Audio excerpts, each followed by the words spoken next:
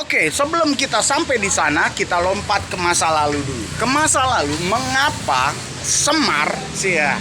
Ini tentang primbon Nusantara. Mengapa Semar tidak dikategorikan dengan nabi? Wah, karena nabi terkait agama langit dan agama Sumerian. Apa itu? Agama cikal bakal Kristen, Katolik, Ortodok, Yahudi yang terkait dengan Babel. Dan agama Muslim, Islam yang terkait dengan Mesir. Karena primbon Semar adalah turunan, lompatan, dan translatean daripada Yunani Gaia Atlas. Dengan konstelasi atas yang kemudian dia mengalami keturunan yang dalam luarnya bagus karena membawa sistem perangonan, yaitu edukasi kehidupan. Nah, itu lompatannya tinggi tuh. Kayak kalau kita ini kayak alis, kayak mata atas lah. Yang kemudian menempati sebuah legenda Atlantis, dari Atlas ke Atlantis. Nah, ini terpaut dengan Abraham. Catatan, bukan orang tuh, catatan. Tentang AB itu adalah masa Alexandria Babel, kemudian AB-nya, A adalah Alexandria, B adalah Babel, AB-nya adalah Mesir. Yang kemudian dari sana turunlah negara dan state nabi. Sedangkan Gaia Yunani tidak ada nabi, tapi setingkat dengan hukum waktu, yaitu dewa, yang kemudian dikapitalkan menjadi setingkat dewa. Oke, yang kemudian itulah cikal bakalnya. Mengapa diburu? Ya, ini nih. Mengapa diburu? Wah, seru nih.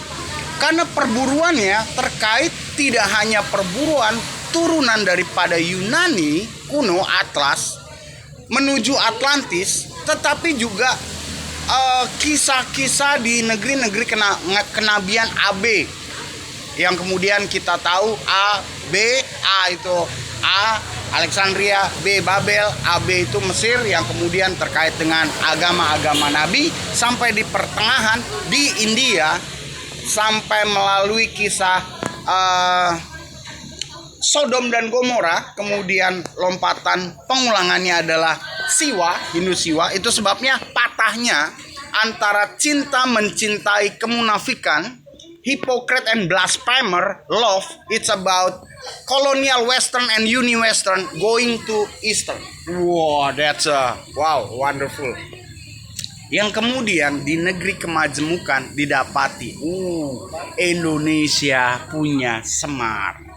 Itu sebabnya terkait kasih tahu nggak ya? Itu jadi pelajaran kita. Karena yang menarik adalah pengulangan demi pengulangan dari Babel, kemudian Mesir, kemudian padang pasir, padang gurun, kisah keluaran, Exodus, pembuangan, laut terbelah, kemudian diulangi Sodom dan Gomora, diulangi lagi dikala Hindu Siwa, India menuju Cina, jalur sutra, Gaza, yang kemudian itu terpaut dengan sementara Nusantara terbangun yang keren banget. Nah, apakah Anda tertarik dengan itu? Karena ujungnya adalah pengulangan-pengulangan dari generasi yang sama nyangkut pada Freemasonry yang terkait dengan perpolitikan sampai menggunakan perang-perang. Itu sebabnya setelah perang dunia 1, 2, ya ini juga mereka yang melaksanakan. Itu sebabnya kakek-kakeknya, orang-orang mudanya adalah turunan daripada Brotherhood yang membawa privilege dan kebanggaan Skull and Bone.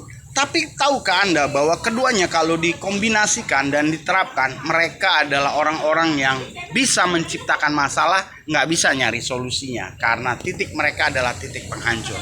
Nah, sejauh apa sih tindakan Freemasonry dalam perpolitikan dan aturan kebijakan, serta didukung oleh anak-anaknya yang lebih nggak tahu diri karena faktor keturunan, hanya mengandalkan tapi otaknya nggak ada, jabatan bapaknya, ilmu bapaknya, harta bapaknya, kemudian nggak tahu diri, lalu mereka duduk sebagai orang-orang yang belajar di luar negeri, ya tempat belajar Skull and Boner lagi. terkait dengan society, hidden, dan kemudian mereka mendapati jadi semakin bengis. Itu sebabnya pulang ke negeri bukannya membawa kelebihbaikan, malah mereka menjadikan rakyatnya yang mereka pimpin setelah mereka mendapatkan jabatan, kemudian terkait privilege dan terkait edukasi dari luar negeri, sama datangnya di era-era school and bone. Ingat, school and bone, yang kemudian edukasi, lalu mereka diberikan jabatan memimpin sekalipun sebagai menteri pendidikan, tapi gerakannya sama. Apa itu? Membuat orang-orang menjadi penipu dan membuat orang-orang untuk menjual diri. Wah, lalu bagaimanakah ujung hidup kita? Yaitu kalau orang dipaksa untuk menipu, maka dia akan menjadi terpecah, tertipu, dan menipu. Ada korban, ada mengorbankan. Kalau bicara tentang jual diri, maka ada yang membeli, ada yang menikmati. Jangan lupa tentang cinta-cintai termunafikan 1900 tahun, dan juga tentang money, dan tentang money ujungnya. Nah, dari situ Anda bisa tebak akhir hidupmu, karena Anda yang diajari untuk seperti itu, mendukung mereka. Anda akan menjadikan sudut negerimu, wilayahmu, bangsamu memiliki keturunan hanya di ujung seperti itu. Lalu bagaimana? Itu urusanmu. Kalau engkau perlu pengajaran yang baik untuk keluar, mengapa demikian? Karena Freemasonry dan Primbon, dialah yang mencuri dan bertugas untuk mengambil catatan-catatan. Tetapi catatan itu sudah mereka tidak bisa lagi kuasai karena keterputusan dan juga karena ketidaktahu-dirian. Jadi generasi yang sekarang yang turunan daripada bone, school and bone, yang mereka selalu, kalau mereka nggak dapat nih, mereka bunuh. Nah, ini yang saya tunggu ya. Coba aja lu bunuh gua. Gua mau tahu 30 tahun lagi lu percepat. Mengapa demikian? Karena semuanya terkunci. Dan satu tujuan saya, setelah masa school and bone, dalam kebebalan akhirnya membunuh orang-orang Ang, setelah itu terjadi. Nah, pertanyaannya, kalau tidak membunuh Angnya, bisa nggak terjadi? Bisa, kalau Anda tidak terpandu. Masalah ada atau tidak ada, itu nggak jadi soal. Yang jadi soal adalah Anda ikuti aturan. Ingat, di sini bukan tempatnya Freemason dan Skull and Bone saja. Di sini tempatnya manusia yang memanusiakan manusia. Sedangkan mereka adalah titik orang-orang yang mengorbankan sampai tidak tahu diri. Itu sebabnya di kemudian hari Anda akan menghadapi gulungan masalah yang Anda buat sampai Anda tidak punya solusinya. Oke, di situ saja. Mari nikmati secara perlahan-lahan, karena kita tahu money adalah boner, pendiri Brotherhood Boner, yang kemudian terkait dengan blue film, saham, dan sebagainya juga sama. Apa? Skull and Boner. Itu sebabnya lulusan school selalu ada di tempat itu dan didukung oleh para perpolitikan, termasuk para keagamaan, tokoh agama dan tokoh politik terkait dengan Freemasonry dan ajaran serta dukungannya.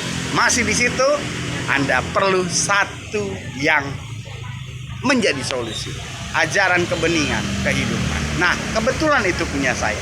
Jangan lupa syarat dan ketentuan yang alam sudah berikan.